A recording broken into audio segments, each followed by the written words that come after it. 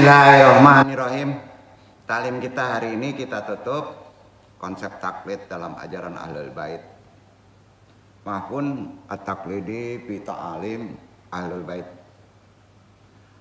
Mudah-mudahan Allah meridhoinya, langsung saja ke tajuk risalah. Assalamualaikum warahmatullahi wabarakatuh. Waalaikumsalam warahmatullahi wabarakatuh. Alhamdulillahilladzi fadola bani adama bil ilmi wal amal. Wassalatu wassalamu ala nabiyyina Muhammadin wa ala alihi wa sahbihi wa tabi'ina lahum bi ihsani ila akhiril ayam.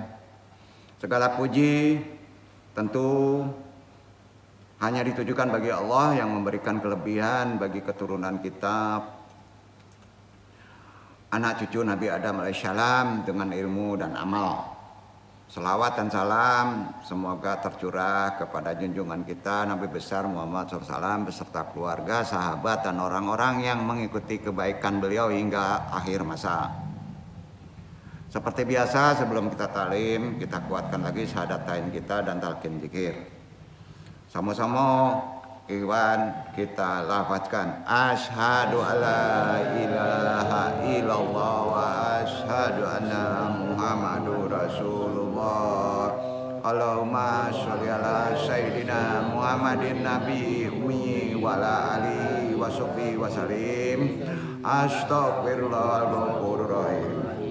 Astaghfirullahal ghafurur rahim. Astaghfirullahal ghafurur rahim. Ilahi anta maksudi waridhoka matlubi ati mahabbataka wa marifataka toharo la ilaha illallah la ilaha illallah la ilaha illallah. Nabi isbat la ilaha illallah la ilaha illallah la ilaha illallah la ilaha illallah la ilaha illallah la ilaha illallah la ilaha illallah. La ilaha illallah Muhammadur Rasulullah. Ilaha dunia sholli wa ilaha droti Syekh Abdul Qadir Jalani bisyafaat Nabi Muhammad biidznillah. Wadillahi ya Allah, ya Allah, ya Allah. Innaka la kulli syai'in qadir taqi hajatina pasamiat. Wa khususan aba ruhiya nur Muhammadin khususon ila ruhi Nabi Muhammad Nabi Yunaka. Wabil khusus hadiri al-madi kalifatul rodin. Wabil khusus arwahi juriyatihi. Wa khususan arwahi muslimin mu'minin wa muhsinin. Al-Fatihah. A'udzu billahi minasyaitonir rajim. Bismillahirrahmanirrahim. Alhamdulillahirabbil alamin. Ar-Rahmanir Rahim. Malik yaumiddin. Iyyaka na'budu wa iyyaka nasta'in. Ihdinas siratal mustaqim. Siratal ladzina an'amta 'alaihim ghairil maghdubi 'alaihim waladdallin. Allahumma taqabbal minni tadihati fi sabilika atamana antuatini dan ilquataha ta'tamakan minat al-qada'i ala kulli ta'aratin lisyahwati wasyahwati allati tukriku hadal abda daiman. Allahul Qafi, Rabbinal Qafi, Qastanal Qafi, Wajjadnal Qafi, Likulin Qafi, Kafanal Qafi, Wanimal Qafi, Alhamdulillah, Hasbunallah, Wanimal Wakil, Nimal Maula, Wanimal Nasir, Wa kafahul mu'mininal kital. Amin, amin, amin, amin, amin.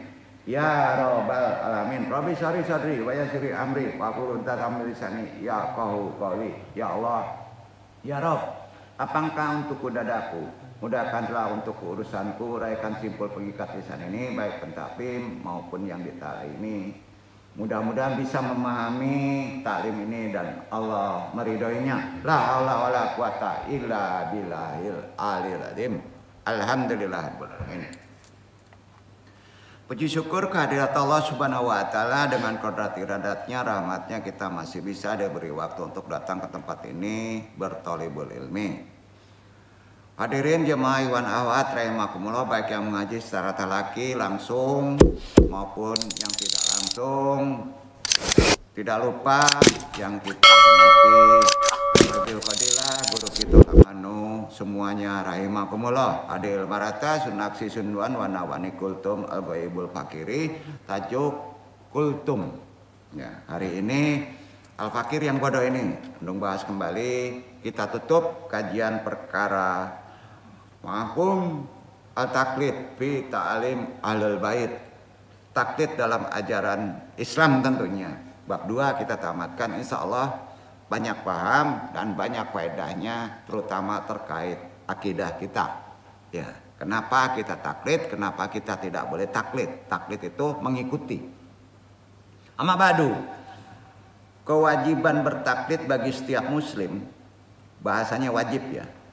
Apabila antum ditanya orang, mengapa dalam agama Islam khususnya setiap muslim dilarang bertaklid dalam masalah usuluddin? Nah, usuluddin itu masalah pokok. Di antaranya masalah yang disebut ketauhidan. Walaupun kepada orang lain sekalipun, kepada ulama, para mujtahid. Tetapi dalam masalah-masalah fikih, ya, fikih nih, ya. Kalau masalah sifatnya tauhid, usuluddin, sifatnya pokok, ketetapan, taklid sajalah. Quran hadis terutama ya.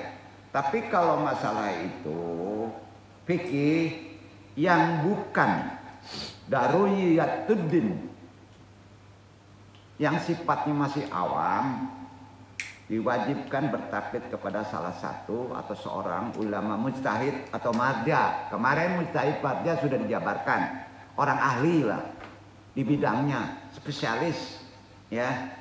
Nah, tentunya hal ini karena setiap muslim yang berakal sehat pasti mampu ya, kecuali antum mampu mencari, memahami argumen-argumen yang sifatnya fikih atau yang sifatnya lain, mungkin antum bisa menjawab sendiri, tapi sebaiknya tanya kepada ahlinya. Sama dengan penyakit. Ya, walaupun kita tahu, tapi kita kan perlu ahlinya juga supaya lebih yakin kan. Ya, jadi dibolehkan taklid dan tidak dibolehkan taklid. Ada di Islam. Jadi taklid itu jangan langsung taklid buta aja, gitu ya. Karena kita ada akal. Baik itu perkara penyakit maupun perkara kegoiban juga. Karena itu dalam masalah fikih, furu'uddin. Tidakkah demikian? Artinya tidak semua orang, sedikit bahkan, mampu menggali hukum dari sumbernya yang asli Al-Quran dan hadis. Ini perlu dasar ilmu yang kuat. Maka antum tidak boleh istilahnya menentukan sendiri. Ya, harus bertanya, khususnya kepada mujtahid lah yang mampu melakukan pekerjaan ijtihad. Ya, itu bahasa kerennya lah ya. Oleh karena itu dalam masalah fikih, orang awam yang belum mencapai peringkat ijtihad, belum bekerja secara sempurna, tidak memahami, diwajibkan bertaklid kepada seorang mazhab. Bisa disebut ulama, ya, yang ngerti masalah fikih. Sebagaimana dalam masalah penyakit, ya, sama. Pengobatannya orang-orang awam diharuskan merujuk kepada dokter spesialis kan tingginya ya. Ya. Maka begitu pula dalam masalah-masalah fikih dan ahkam, yaitu orang-orang awam diharuskan merujuk kepada mujtahid dan marja, yang telah memenuhi syarat. Tentunya dalil-dalil keharusan bertaklid paling tidak ada 5. Dalam sisi argumen ya, yang bisa dijadikan sebagai dasar kebolehan keharusan kita bertaklid kepada orang lain, khususnya kalau kita awam dalam masa-masa fikih, kepada seorang mujtahid atau marja. 5 buah argumen itu, salah satunya pertama sirah al-ukula, tingkah laku orang yang berakal. Argumen terpenting sehubungan dengan masalah ini adalah argumen perilaku ukala. Sepanjang sejarah kehidupan, dalam kehidupan sehari-hari kita saksikan bahwa mayoritas masyarakat umum Muslim selalu mengikuti, selalu bertaklid, merujuk kepada ahlinya di bidangnya, kan begitu kan? Ya, maka mazhab ikuti ke mazhabnya. Ya, masing-masing. Misalnya mereka yang bukan ahli dalam bidang elektronika, AC, TV, kalau rusak, mereka akan merujuk ke tempat-tempat servis TV, kan? Ya kan? Nah, di mana tenaga ahli terdapat di situ. Bahkan mereka siap mengikuti, mengamalkan petunjuk-petunjuk yang diberikan oleh ahli tersebut.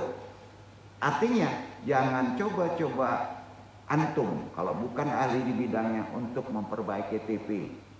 Ya, membongkar misalnya. Banyak orang main bongkar ya. Begitu juga mesin mobil, menservis komputer.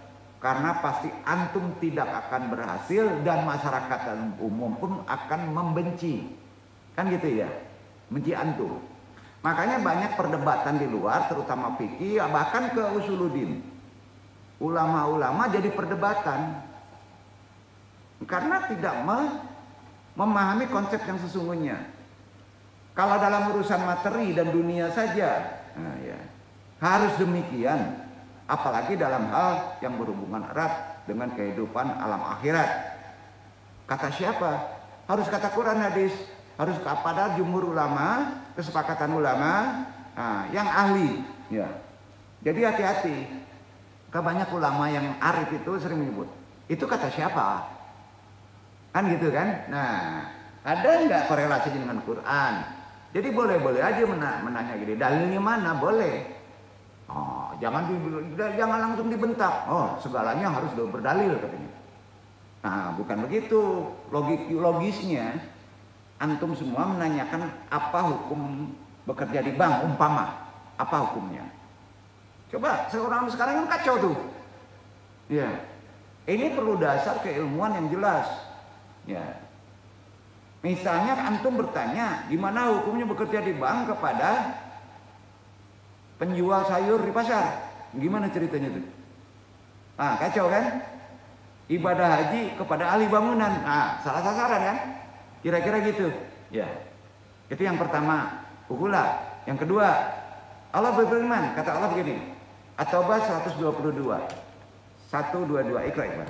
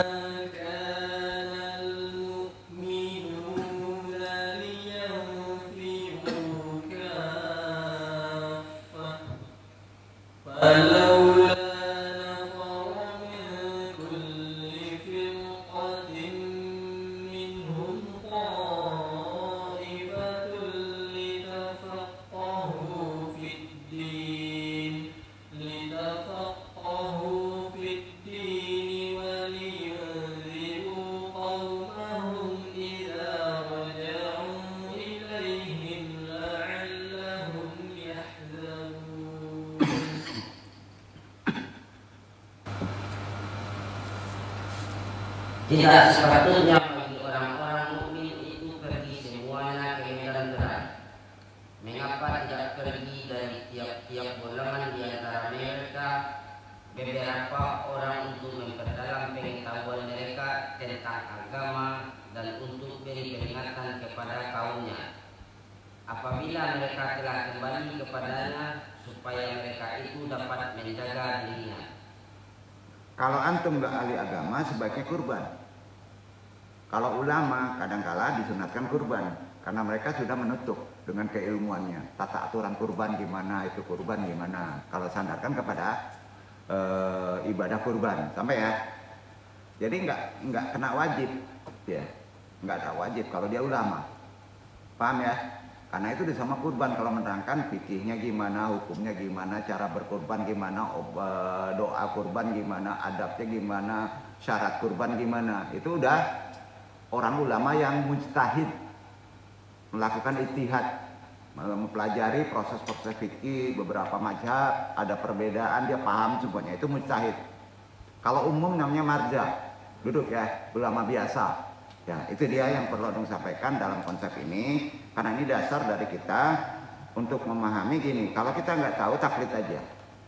Kadang-kala ada yang marah nyebut gitu, berarti nggak berguna akal kita. Bukan nggak berguna, karena akal kita digunakan untuk ilmu yang lain. Ilmu ahli komputer menanyakan masalah akhirat kan repot, bro. Ya, nah, itu boleh taklid, gitu maksudnya. Jadi kita nggak kaku dalam beragama. Jadi sudah jelas ayat tadi menunjukkan wajibnya melakukan injak. Di situ ada kata injak, memberikan, menyampaikan peringatan kepada umat manusia akan adanya hukum-hukum, aturan, cara melaksanakan perang, ya kan? Itu nggak perlu perang dia, maka suruh tinggal kan gitu, ya. Nah, sudah barang tentu tidak semua orang mampu menentukan, menetapkan, menjelaskan hukum-hukum Allah. Selain para ulama yang belajar, bahkan ada kubronya melakukan waktu sekian tahun, targetnya sudah ditentukan sampai 20 tahun tuh untuk fikih. Ya. Nah, kalau kita kuliah kan hanya sekian tahun mempelajari teori, belum praktek amal, akan berbeda, makanya ada mazhab. Jadi tidak khilafiyah, karena mazhab itu berbeda itu dalam konsep apa? Tempat dan waktu. Itu yang membuat perbedaan. Sebenarnya sama hakikatnya. Jadi kita tidak perang. Kejuru pikir nggak ada, paham maksudnya ya? Tidak perang dalam kita berdebat. Nah, Islam tidak mengajari debat kecuali ada faedah, ya. Nah, jadi dalam hal ini Islam tidak ada paksaan. Tapi kalau kita berakal sehat, pasti hukum Islam, fikih Islam, tata aturan Islam itu benar. Nggak mungkin salah kalau kita punya akal sehat. Ya. Dengan demikian ayat-ayat tadi tersebut tidak secara langsung mewajibkan orang muslim yang awam untuk bertaklid saja. Tidak kan? Kalau antum tahu tidak perlu bertanya. Nah, ini berada kepada para haji atau ulama yang mendalami kalau kena pada pengetahuan dia. Kalau tidak kena kita tanyakan kepada mujtahidin. Ya. Kepada orang yang lebih ahli. Ya. Di ayat lain menyebutkan orang yang paling ahli adalah ahlul zikir. Aduh. Ada di Quran itu. Jadi ahlul zikir ini bukan ahli zikir, bukan orang tarekat aja. Harus kafah ahlul zikir itu. Seorang ahlul zikir pasti ulama besar. Bahkan tingkatan ahlul zikir itu seorang wali pada konsep zamannya. Paham ya? Dia harus tafsir, harus ahli fikih. Makanya orang bertarekat, orang tasawuf kalau nggak ahli fikih, tidak kafah, lenceng dia. Nah, itu konsepnya. Dan itu benar. Sepakat itu ulama. Jadi harus tahu di syarat-syaratnya. Jadi harus paham. Kalau kita memahami Quran, bertanya kepada ahlu zikir, tapi ahlu zikir nggak ahli fikih, jangan bertanya.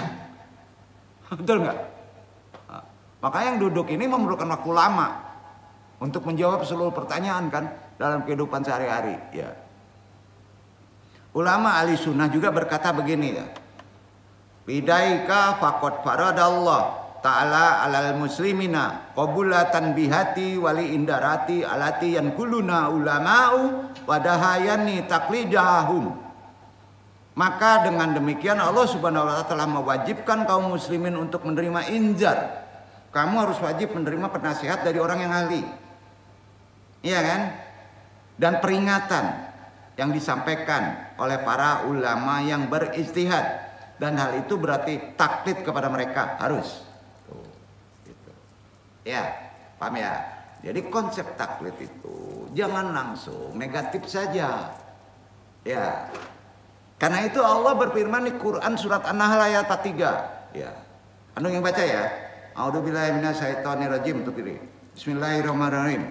Wa ma arsalna min qablika illa rijalan nuhi ilaihim fas'alu ala dzikri in kuntum la ta'lamun.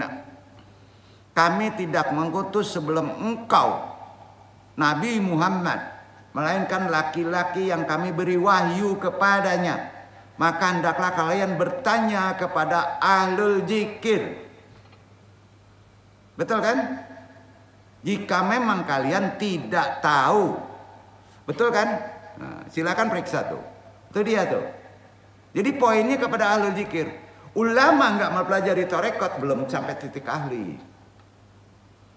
Nah, jelas di sini ayat tadi menunjukkan kewajiban bertaklid bagi orang-orang awam yang belum mencapai peringkat mujtahid.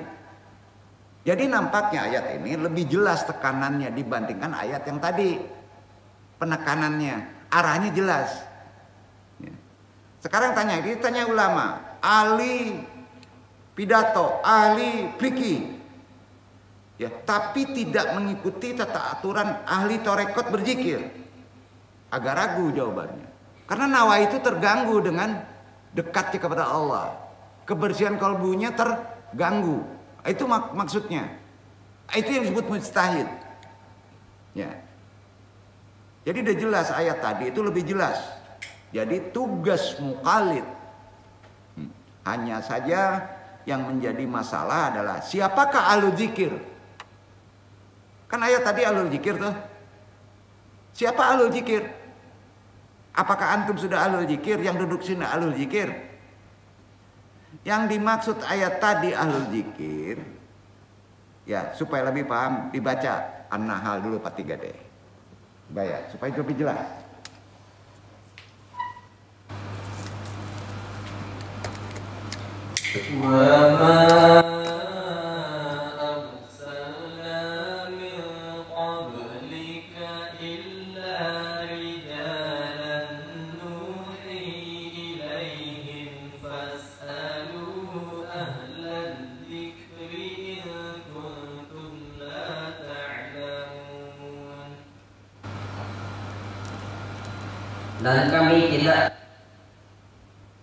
Dan kami tidak mengutus sebelum kamu kecuali seorang laki-laki yang kami beri wahyu kepada mereka.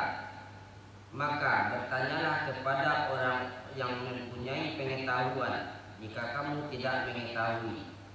Ahlul zikir di situ bahasa Arabnya ahlul zikir alaz zikri. Kayak gitu kan? Tapi dalam pengertian makna apa?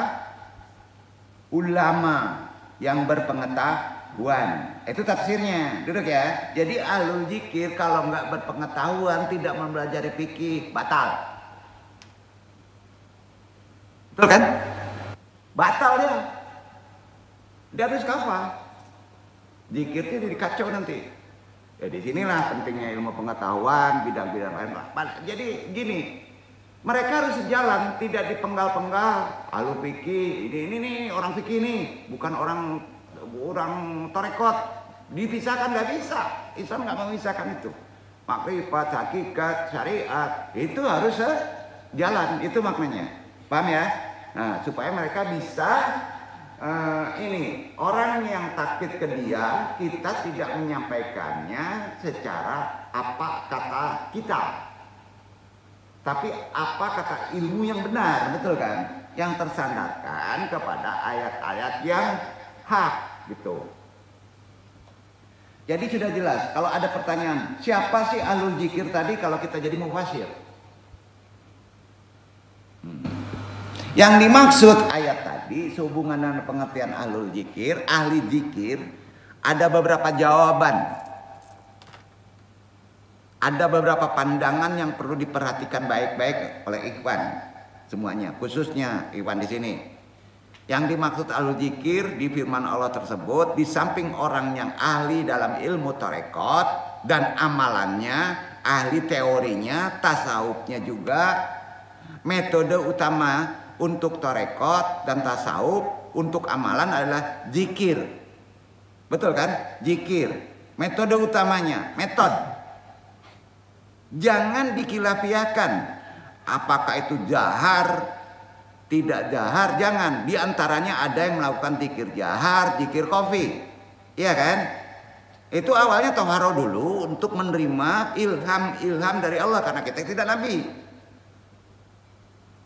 Juga satu, dia harus ahli ilmu, khususnya ilmu Al-Quranul Karim. Karenanya Ibnu Qayyim Al-Jauzi berpendapat begini, al-muradu bil kubarai bil dikril kubarai bil tafsiri wal kubarai bil hadithi. Lengkap. Bahwa yang dimaksud dengan ahli zikir, kata Ibnu Qayyim Al-Jauzi, dia ulama akhirun tuh, ulama modern tuh.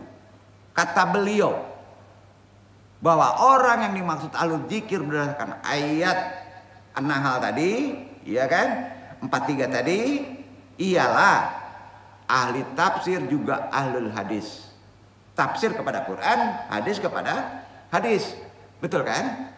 Harus ke sana. Maka yang duduk akan kekurangan terus kalau hanya mendalami konsep metodenya saja tanpa mendalami zikir. Jadi nggak enak jadi mursyid itu, bro. Jadi guru tuh nggak enak, berat. Ya. Makomatnya harus terus berubah. Begitu juga kata Ibnu Hazm. Berkata begini, apa sih ahlul zikir itu? Inna ahlul zikri hum ruwatul hadithihin nabi wal ulama'u bi ahkamil qur'ani. Ahli zikir adalah para perawi hadis, khususnya hadis nabi, dan para ulama tentang hukum-hukum Quran tuh. Ya. Dari beberapa jawaban tadi, setidaknya perkara taklid, syarat-syarat orang mengikuti kepada orang itu sudah jelas.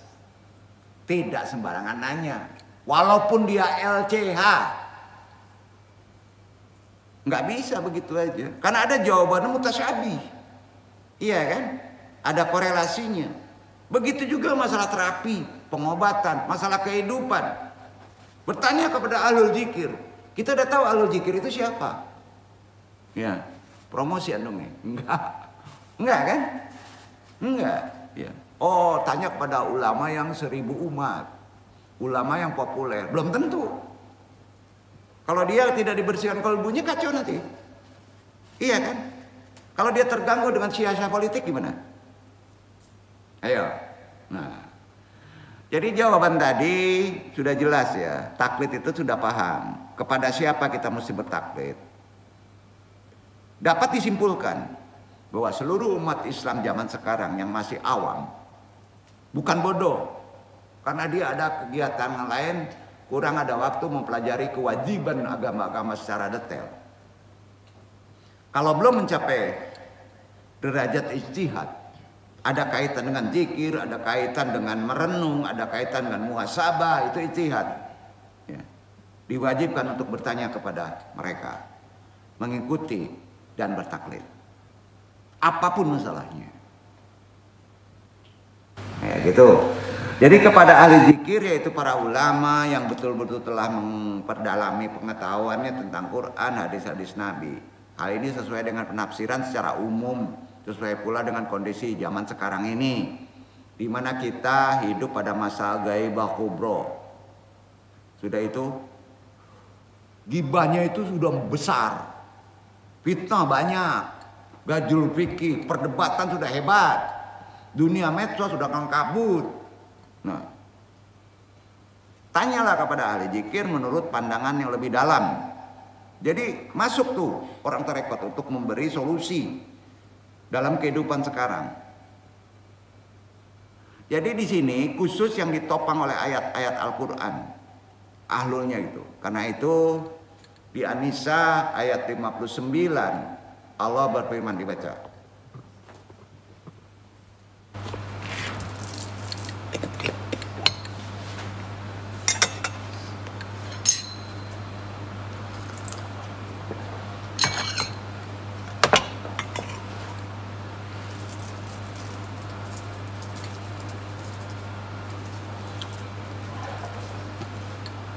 Ya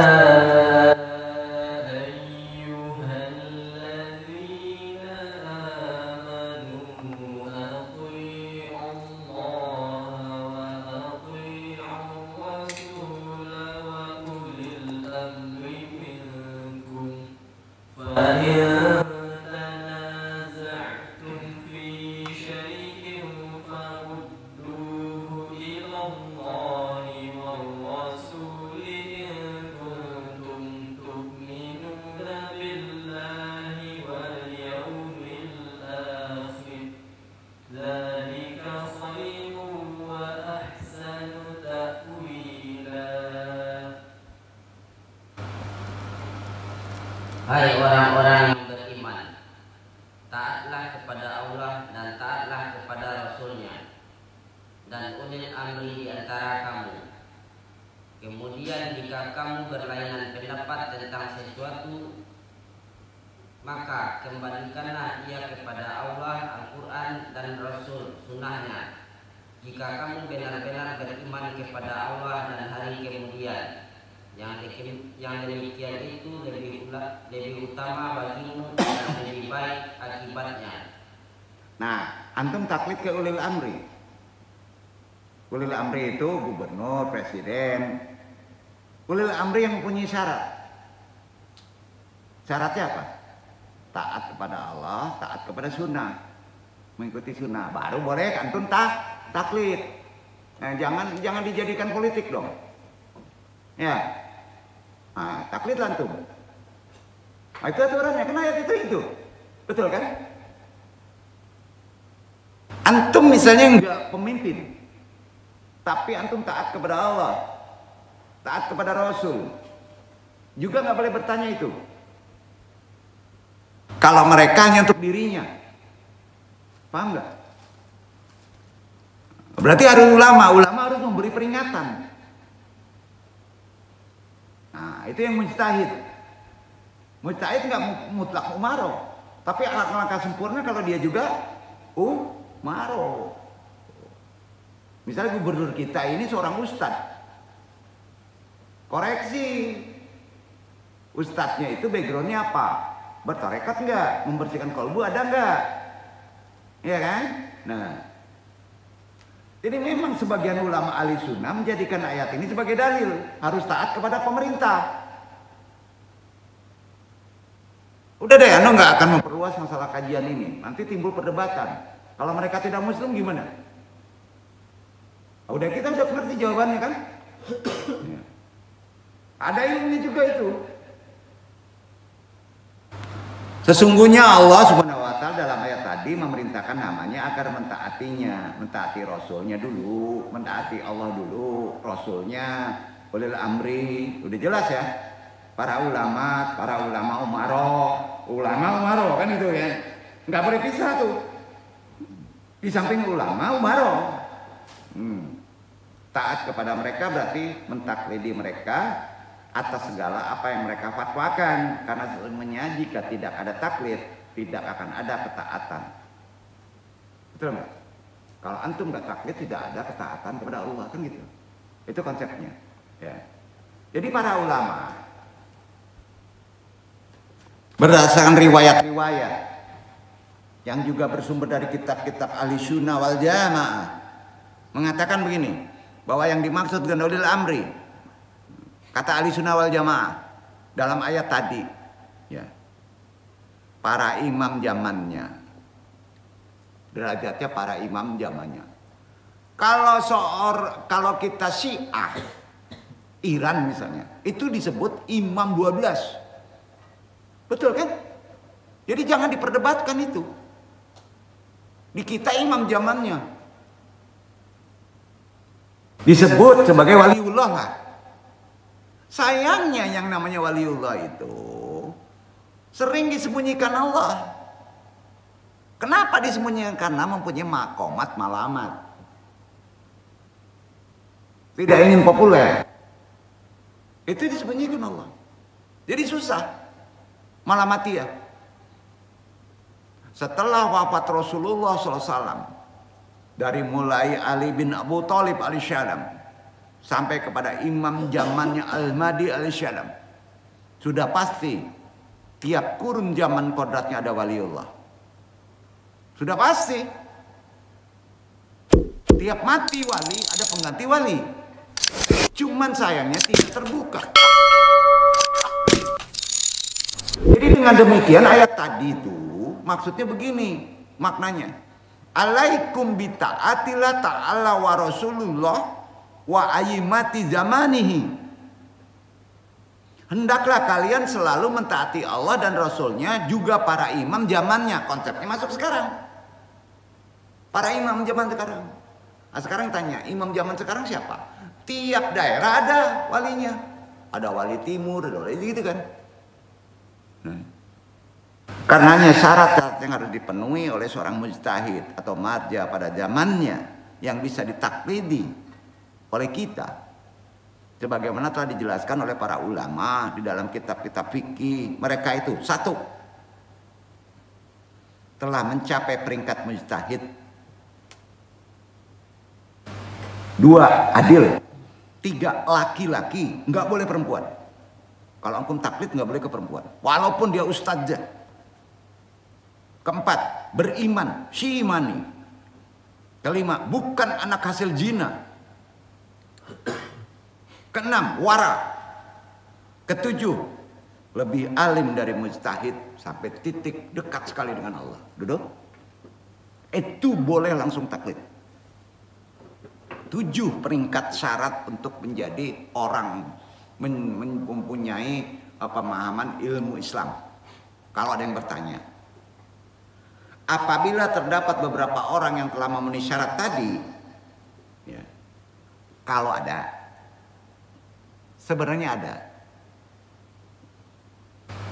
maka si mukallid dapat memilih dan mentaklidinya, insya Allah nggak dosa. Salah seorang dari mereka umumnya tanda-tandanya haruslah ahlul kibrah. Tahu ahlul kibrah?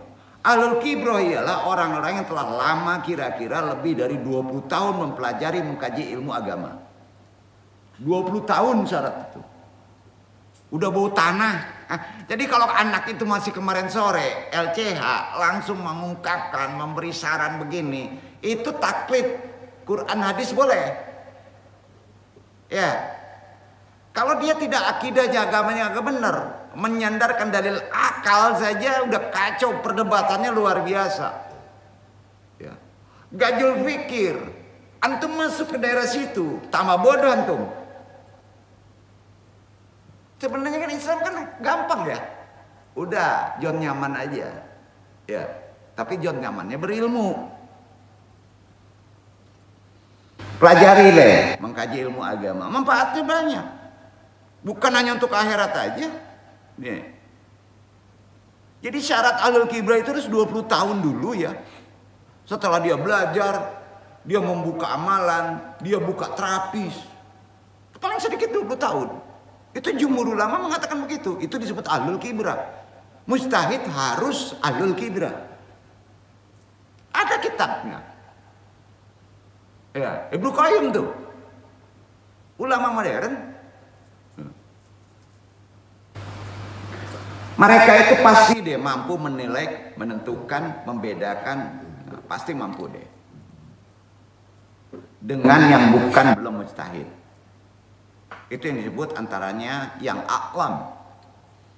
Dengan yang tidak, antum tahu. Karena itu dasar pembagian taklid, dasar pembagiannya ya, ini kesimpulan ya. Bisa dijadikan referensi dan nggak perlu mencarikan referensi, karena akal kita meyakini. Dasar pembagian taklid seseorang kepada orang lain dalam hal apapun secara rasional, insya Allah tidak akan keluar dari 4 macam ini. 1, taklid seorang alim kepada alim lainnya. Pertama, taklid antum alim kepada orang alim lainnya. Itu jelek, akan timbul perdebatan. Ketangkap nggak nih? Nanti dijabarkan satu-satu ya. Yang kedua, taklid seorang jahil kepada jahil lainnya. Join dia, tambah jahil jadinya kan. Yang ketiga, taklid seorang alim ulama kepada orang yang jahil. Ini harus dijabarkan satu-satu ya. Keempat, taklid seorang jahil kepada orang alim. Politik nih, udah jelas tahu hukumnya. Tapi karena jahil ini seorang pemimpin kaya, ada yang ngikuti pula pada yang jahil. Celaka itu 12 tuh. Banyak sekarang. Kan harus dipahami. Bagian pertama membahas taklid seorang alim kepada alim lainnya. Pertama, taklid seorang alim kepada orang alim lainnya menurut penilaian akal sehat, akal kita.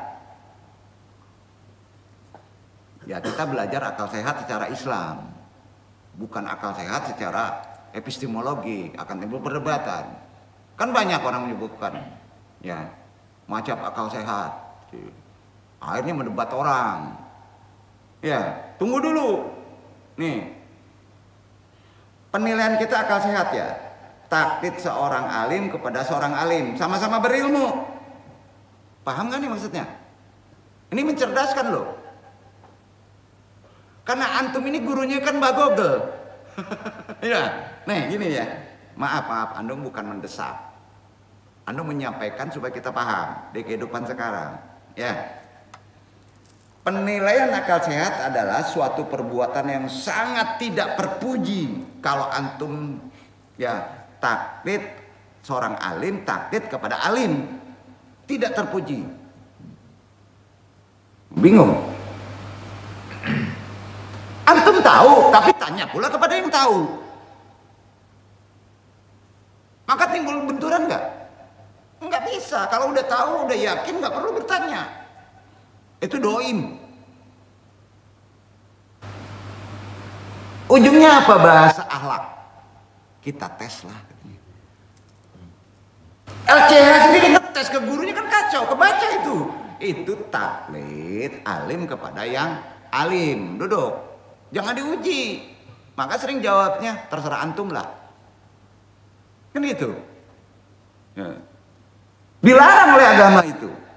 Karena tidak ada alasan bagi orang yang mengetahui, orang yang alim tentang suatu masalah bertaklid kepada orang lain yang juga mengetahui permasalahan yang sama. Oleh karena itu, seorang mujtahid tidak dibenarkan, tidak dibolehkan bertaklid kepada mujtahid lainnya. Paham? Itu dia penjelasan pertama. Yang kedua, jelasin nggak nih? Nah, jadi tuntas nih ilmu taklid nih, gitu ya. Terkait kehidupan sekarang sih, taklid seorang jahil yang bodoh, jahil itu bodoh dan tidak mempunyai ilmu pengetahuan. Itu taklid kepada jahil, kepada orang jahil yang sama. Sudah tentu akal sehat kita menilainya gimana? Sangat buruk perbuatan ini, berdosa. Udah mungkin dia ahli zina, taklid pula mesti berzina, ya udahlah kacau, tambah keren dia. Iya kan? Nggak bisa. Maka temanmu adalah agamamu. Wow. Nggak logis tuh. Bagaimana mungkin orang yang bodoh bertaklid kepada orang yang bodoh? Aswab tuh. Hal ini tidak ada bedanya dengan orang buta berkata kepada kawannya yang buta. Betul kan? Peganglah tanganku dan tuntunlah aku menuju ke suatu tempat di sana. Yang nuntun buta pula. Akan kacau tuh. Akhirnya banyak tuh. Lagi lainnya buta. Awak buta. Dituntun pula. Sama-sama kaji orang saya lah. Ya kan? Ketiga, taklid seorang alim kepada orang jahil. Taklid ini adalah paling buruk. Kita udah jelas kita ini ahli, pinter, tahu hukumnya, tahu. Banyak orang Islam tahu fikih itu. Ini nggak boleh, ini nggak boleh. Tapi pas diomongin sama orang jahil ini ngikutin. Gimana? Itu paling buruk. Ada nggak? Lu alam deh. Gitu. Ini hinanya perbuatannya di masyarakat umum, bahkan menurut penilaian anak kecil pun, anak ketek pun, mana mungkin orang yang dapat melihat dengan baik minta bantuan dituntun sama orang yang buta. Kan gitu nah. Sampai terakhir nih ya. Taklid seorang jahil kepada orang alim, kepada yang ahli ilmu. Ini wajar. Logika kita kan wajar itu. Orang bodoh bertaklid mengikuti orang yang berilmu. Wajar nggak? Wajar. Logis. Dalil akalnya logis. Menurut akal sehat begitu. Kan aliran akal sehat sekarang nih ya. Tapi disandarkan kepada Quran kan gitu ya. Gatal-gatal ya orang. Enggak gatal lendung menyebutnya ini. Dikocok-kocok kita semua di medsos. Ya. Memang harus begitu seharusnya. Yaitu orang yang awam bodoh harus bertaklid mengikuti saran-saran, nasihat-nasihat, fatwa-fatwa. Nah, dan jejak langkah ahli ilmu. Makanya ada istilah fatwa. Di sini kan sering ada fatwa. Udah deh, kantum terima aja. Kalau harus di situ duduknya ikuti gurunya. Karena dia mengetahui dalam konsep lebih mujmal. Proses kedepannya tidak teraba oleh antum. Bukan bodoh itu pinter itu. Kebaca itu. Masih banyak yang menolak. Padahal kebaca itu. Takut le, ladangnya habis. Kamu aja juga. Itu udah ikutin. Itu taklid boleh itu. Saran nasihatnya ikutin dulu deh. Ya. Bukan suruh bodoh ya. Jadi dalam hal ini ajaran agama pun sangat menekankan pada yang keempat ini. Bahkan sampai titik wajib. Taklid semacam ini. Gampang nggak kalau ada guru mujtahid? Gampang ya hidup kita ya. Sakit kapalose sekali ube, sembuh kan. Capek nan duduk. Iya kan? Nah tuh. Kemana nih? Nggak promosi. Ini kan ajaran harus disampaikan secara benar. Kemana antum bertaklid? Taklid semacam ini tidak boleh dikategorikan taklid buta. Bukan. Itu bukan taklid buta. Itu benar. Duduk. Nah, arti kata yang keempat itu taklid seorang jahil, orang yang bodoh kepada orang yang alim itu dibolehkan oleh agama. Ya. Taklid buta itu betul-betul udah ada campur aduk deh. Ngerti taklid buta? Pokoknya buat John aman aja, tanya aja. Walaupun dia nggak berilmu, tanya aja. Termasuk taklid buta, dia ahlul agama. Ya, tanyanya bukan ke agama. Nah, salah juga itu. Ya. Taklid buta adalah satu sifat yang sangat buruk, rendah dan tercela, yaitu ketika seorang mengikuti orang lain tanpa dalil argumen yang jelas, bahkan dilarang pula melalui dalil akal murni. Nah, kan susahnya di situ. Karena tubuh manusia itu bukan akalnya, ruhaninya. Antum bertanya kepada ruh kan nggak bisa.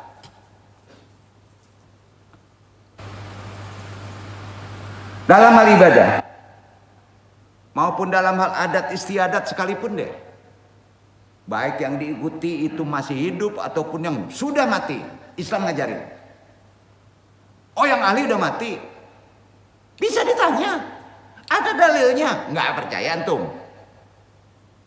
Halo, ngeri juga nih nyampein ini. Nah. Baik kepada orang tua, nenek moyang maupun kepada bangsa lain. Sifat inilah yang disandang oleh orang-orang kafir dan dungu kalau nggak ada ilmunya. Karena dia tidak merasakannya kehadirannya. Dari dahulu hingga zaman kita sekarang ini, di mana mereka menjalankan ibadah mereka sehari-hari berdasarkan taklid buta kebanyakannya. Mengikuti lampah perbuatan nenek moyang itu yang dilarang. Nggak ada dalilnya. Argumennya pun nggak ada. Dasarnya firman Allah ini, Allah menunjuki Al-Baqarah 170, Ikhwan baca.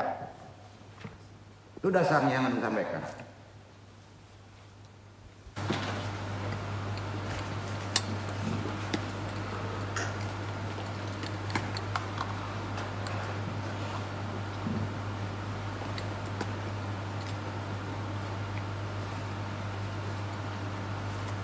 وإذا قيل لهم اتبعوا ما أنزل الله قالوا بل نتبع ما ألفينا عليه آباءنا أولو كان آباؤهم لا يعقلون شيئا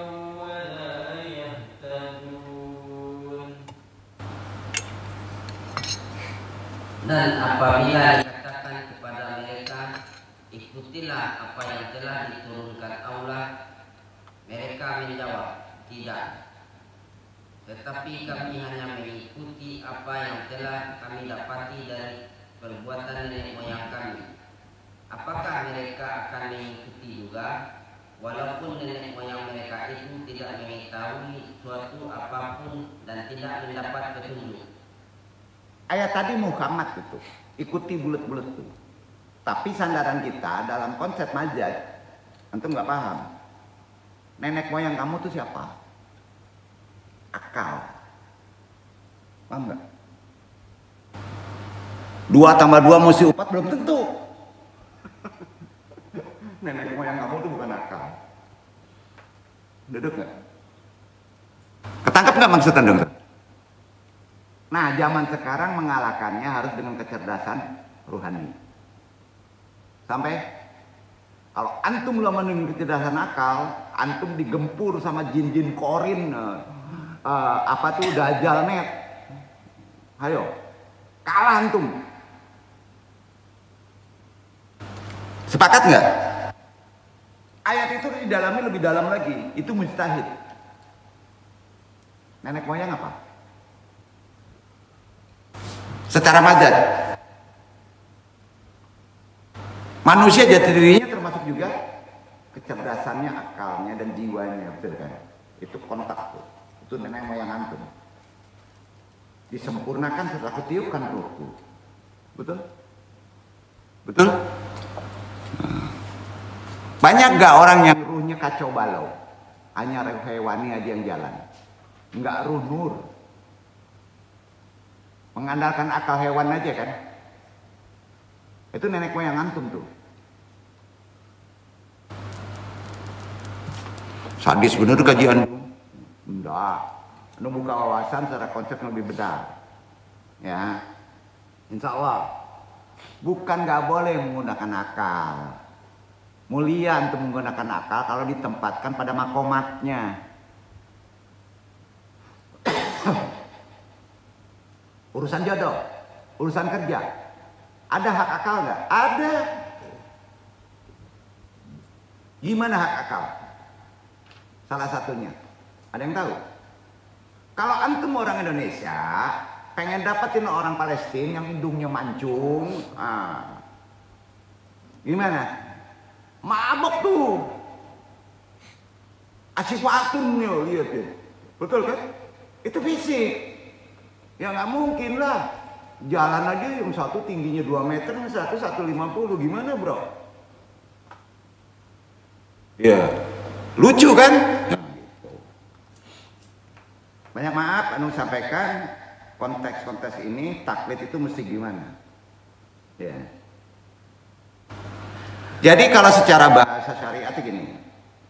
Kata lain bahwa nenek moyang yang dimaksud ayat tadi adalah orang-orang yang bodoh, orang-orang yang tersesat.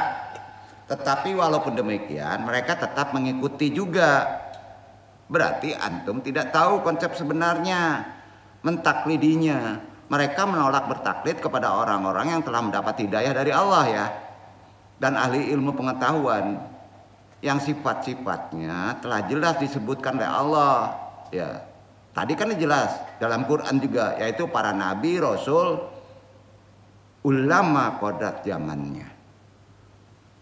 Itulah para wali yang telah memenuhi syarat-syarat ahlul zikir, ahlul fikih, betul kan? Ahlul tafsir. Harus apa? Penutup kaji perkara taklid. Interaksi ya. Kita amalin taklid ini. Coba dijawab. Ada pertanyaan begini. Apakah arwah, apakah ruh orang-orang yang sudah mati dapat saling bertemu, saling berkunjung, saling mengingatkan atau tidak? Tolong jawab.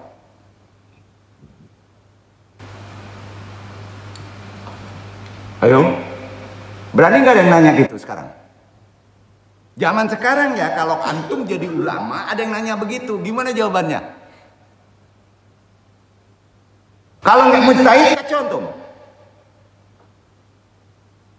Ngulang pertanyaannya. Apakah orang yang sudah meninggal dunia, yang mati, arwah ruhnya dapat saling bertemu, saling berkunjung, saling mengingatkan atau tidak? Pertanyaan ini menjadi sebuah masalah besar. Kalau yang menjawabnya tidak betul-betul ahlul zikir, mujtahid kafah dalam bidang ilmu keislamannya lahir dan batin. Betul kan? Setuju kan? Kemana korelasinya? Bisa ngaco jawabannya, ujungnya baca kak. Ya. Nanya nama ruh aja baca kak di dunia medsos kan?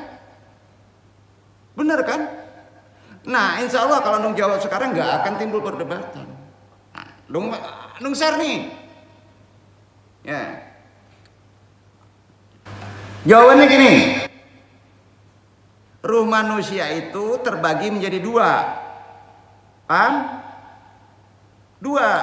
Dua golongan. Ada di Quran itu. Ada dalilnya itu. Ruh-ruh yang diajab dan ruh-ruh yang diberi nikmat. Oh, jiwa ruhnya nggak ada, nggak bisa hidup. Jiwa ada ruh.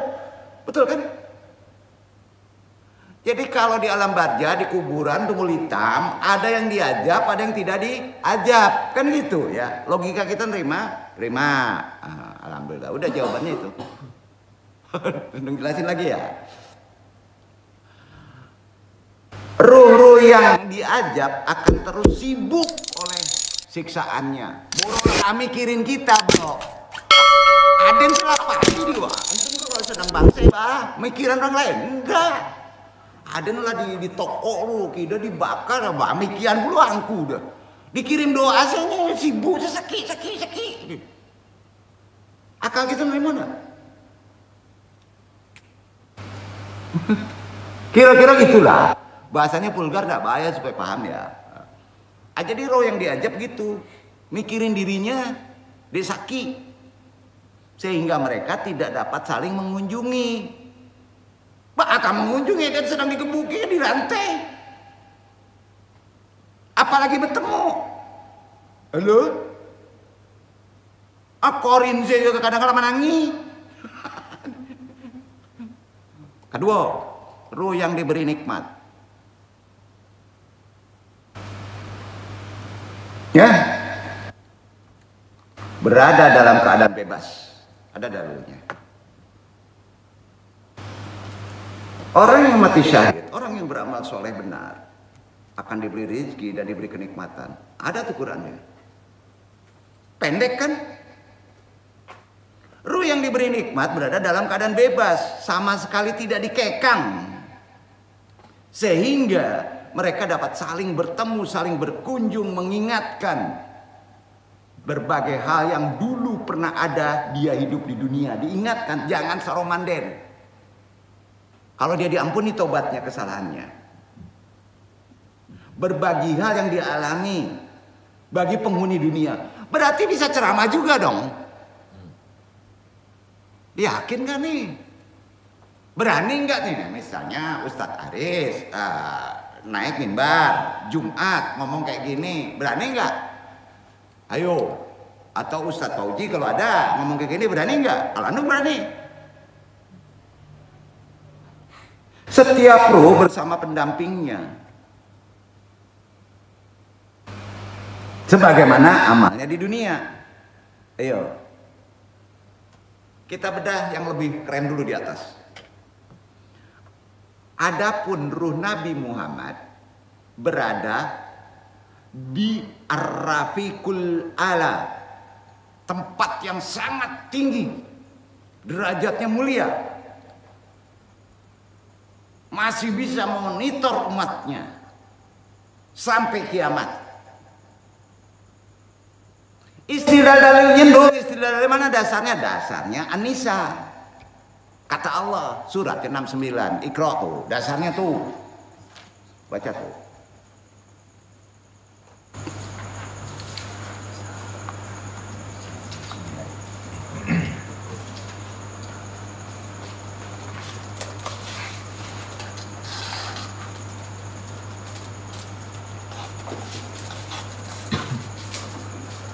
ومن يطع الله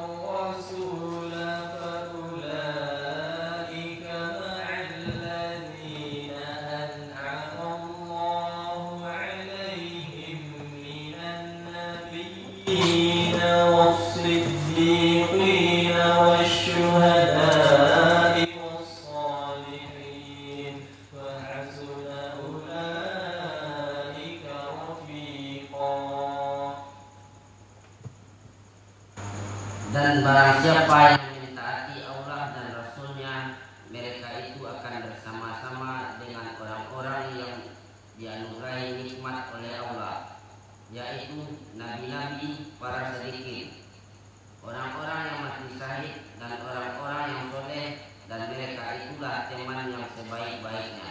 Teman kita ada orang sedikit nggak? Ada orang syahid nggak? Ada orang yang beramal soleh sama mujtahid nggak? Walaupun dia sudah tidak ada badannya, bangkainya, bisa bersama kita. Kan ayat itu begitu. Oh, benar nggak deh? Itu firman loh. Kalau antum nggak yakin, nggak beriman loh. Terima nggak deh logikanya? Itu Quran loh. Makanya antum sadarkan ke Quran. Ya. Kebersamaan ini berlaku di dunia, berlaku juga di alam barzah. Antum mati, berlaku juga itu. Bersama-sama dengan orang soleh. Di hari hisab pembalasan juga berlaku juga tuh. Jadi seorang akan bersama terus di dunia, di alam barzah, di akhirat. Di hisab. Ketiga alam itu ada yang tahu. Alam dunia, alam barzah, alam hisab. Betul kan? Kita masih di dunia kan? Bisa kontak ke alam barzah, bisa kontak ke alam hisab. Bisa bersama-sama dengan mereka. Tapi kepada ruh yang tidak diazab. Kalau guru antum diazab nggak bisa bersama-sama. Orang guru lagi digepok-gaplokin kok. Itu kurang loh. Karenanya Ibnu Jarir meriwayatkan dari Mansur, dari Abu Dhabi, dari Masruq, ulama-ulama ruhaniyun nih. Dia berkata gini, para sahabat Nabi Sallallahu Alaihi Wasallam berkata, tentunya para sahabat dari Nabi, ya, innahu laisha minal jadiri bina annab toriko anka alal ad wa idamu tatasawafa tarfa faukana hatta lanata makana min ruyatika ba'dal ana. Iya kan? Gini, tidaklah layak bagi kami untuk berpisah denganmu di dunia, dan jika engkau mati engkau diangkat ke atas kami sehingga kami tidak dapat lagi melihatmu, tapi tetap merasakannya kamu berdekat dengan saya. Malie orang yang ala di badan ndak talie jo indrawi, tapi bisa merasakannya. Itu setelah itu turunlah baru ayat Quran An-Nisa yang dibaca tadi. Barang siapa yang mentaati Rasul, mereka akan bersama-sama dengan orang yang Allah anugerahi nikmat, ruh yang diberi nikmat, yaitu nabi-nabi, siddiqin, orang mati syahid, orang soleh. Dan mereka itulah teman sebaik-baiknya antum. Ada batasan nggak? Enggak. Terpaksa menjabarkan ini ya. Karena ada yang mungkin-mungkin itu apa jin katanya. Bingung.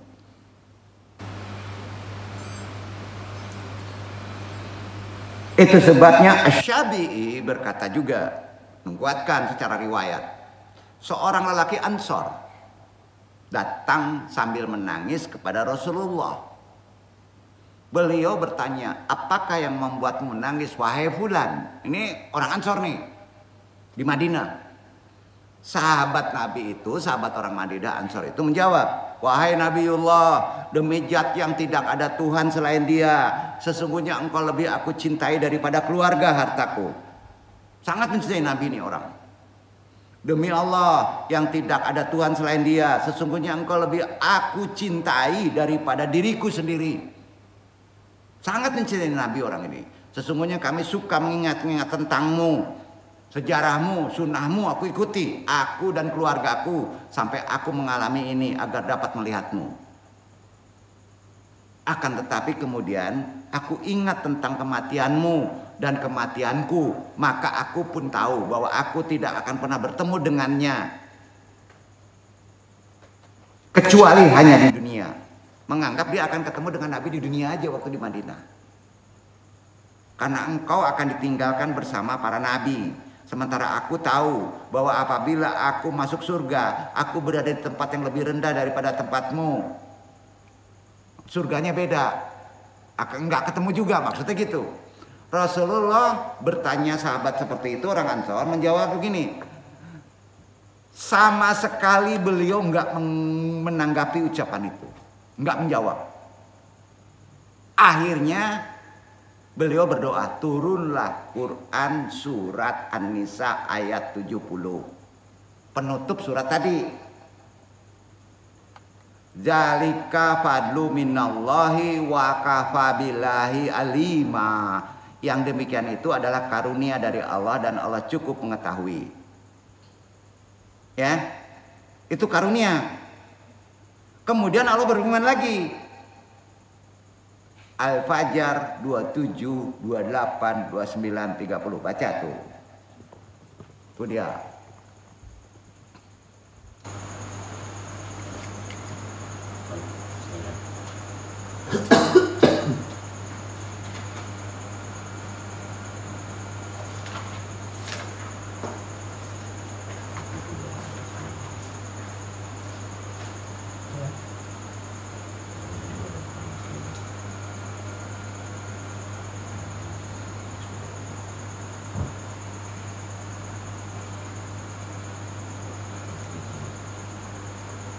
يا أيتها النفس المطمئنة ارجعي إلى ربك راضية مرضية فادخلي في عبادي وادخلي جنتي. Hai jiwa yang tenang, kembalilah kepada Rabbmu dengan hati yang puas lagi diridhoinya. Maka masuklah ke dalam jemaah hamba-hambaku dan masuklah ke dalam surgaku. Antum tafsirkan supaya lebih paham dari Quran surat Al-Fajr ini. Jadi kalau antum ingin bersama bertemu dengan yang sudah dulu di alam lain, baca ayat ini. Datangnya di mimpi. Kalau datangnya dalam jegedek antum kabur.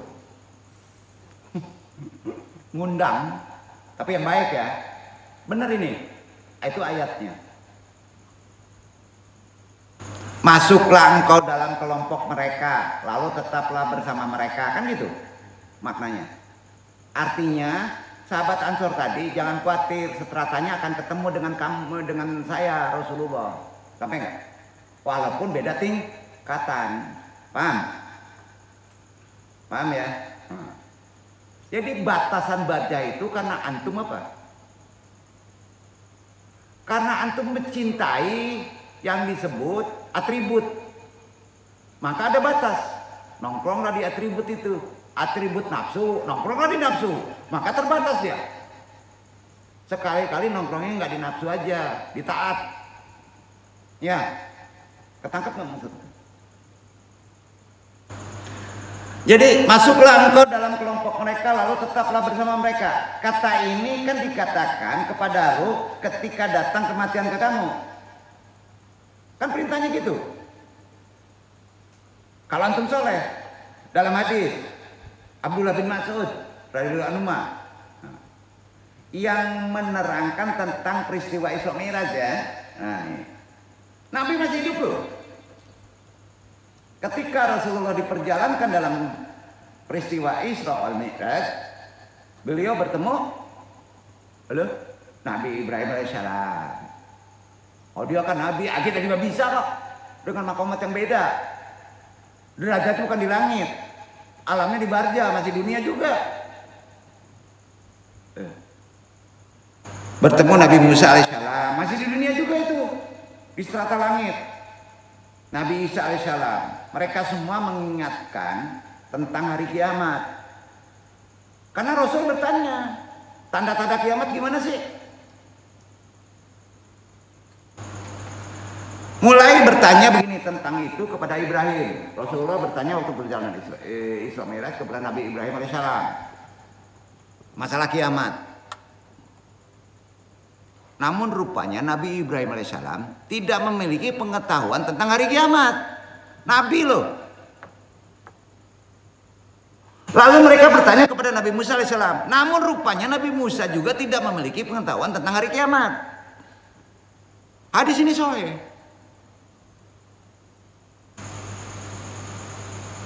Akhirnya bertanyalah kepada Nabi Isa alaihissalam. Nabi Isa berkata, dijawab, perkara Nabi kiamat itu gimana tanda-tanda hari kiamat itu gimana tandanya? Innallaha yaqbiruni bil asya'i qabla an yati yaumal qiyamati.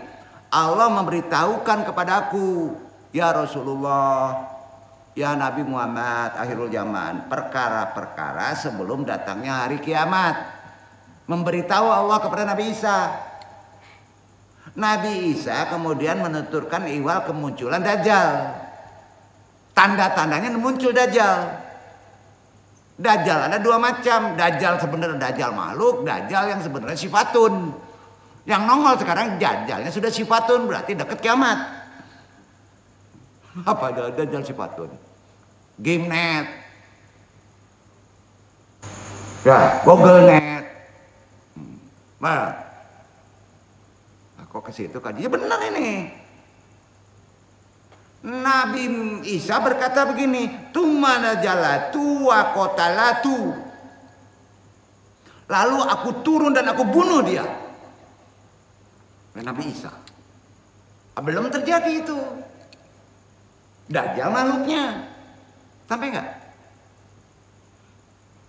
Orang-orang pun setelah terjadi itu akan kembali ke negerinya dengan aman. Berarti jolim banget. Nah, akan tetapi setelah kembali ke tempatnya disambut oleh Yajud dan Majud. Ada itu di Quran. Mereka datang dari segala penjuru Yajud Majud itu. Setiap kali mereka melewati air, mereka meminumnya. Setiap kali mereka melewati apapun, mereka merusaknya. Itu maksudnya. Ekspansinya kuat banget. Main nuklir aja. Masuk sini jeger, masuk sini jeger. Pokoknya minum aja semua. Mulai ada. Itu Yajud Majud. Setiap kali mereka melewati air, mereka meminumnya. Setiap kali mereka melewati apapun, dia pasti merusaknya. Umat manusia lantas memohon kepada Allah. Itulah yang disebut Imam Mahdi, imamnya. Ya. Mereka berdoa kepadanya sehingga Allah mematikan Yajud dan Majud. Menang dulu. Namun kemudian bumi memohon kepada Allah. Dibantu pula bumi yang berdoa. Bumi bisa ngomong.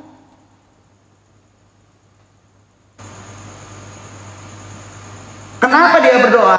Karena bau bangkainya sudah merusak bumi.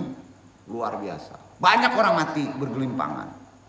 Akibat bau bangkai mereka. Sebagaimana umat manusia juga memohon kepadaku. Maka aku kembali berdoa. Allah subhanahu wa ta'ala lalu mengirimkan air dari langit yang menghanyutkan jasad-jasad mereka. Yang bau bangkai tadi. Menghempaskannya ke lautan. Setelah itu, habis selesai itu, tenang dulu. Kemudian gunung-gunung pun diledakkan paku-pakunya. Dan bumi dihamparkan menjadi layaknya hamparan permadani. Rata. Allah subhanahu wa ta'ala setelah itu berjanji kepadaku bahwa apabila semua itu terjadi, maka sesungguhnya hai Nabi akhirul zaman, itulah yang disebut hari kiamat bagi umat manusia. Seiktibarnya seperti wanita hamil tua tanpa keluarganya, takkan pernah tahu kapan wanita itu akan melahirkan, malam atau siang. Hadis riwayat Al-Hakim Al-Baihaqi. Banyak perawi sahih. Hadis ini didapatkan waktu Isra Mi'raj. Bertanya kepada di atas 3 nabi tidak tahu, tidak diberi ilmu, tapi kepada Isa diberi petunjuk. Itu dia tanda-tanda kiamat. Berarti bertanya dia ruh, tapi diberi tempat. Betul nggak? Iya kan? Memberi petunjuk. Itulah yang menjadi nas dalil paling benar. Yang menunjukkan bahwa ruh-ruh dapat saling mengingatkan. mengenai ilmu dan pengetahuan. Karenanya Allah Subhanahu wa taala telah mengabarkan kepada kita tentang para syuhada. Bukan mati, tapi diberi rezeki. Bahwa mereka semua hidup di sisi Rabb-Nya dalam keadaan limpahan rezeki. Walaupun jasadnya sudah hancur menjadi bangkai. Itulah yang disebut behiti. Duduk.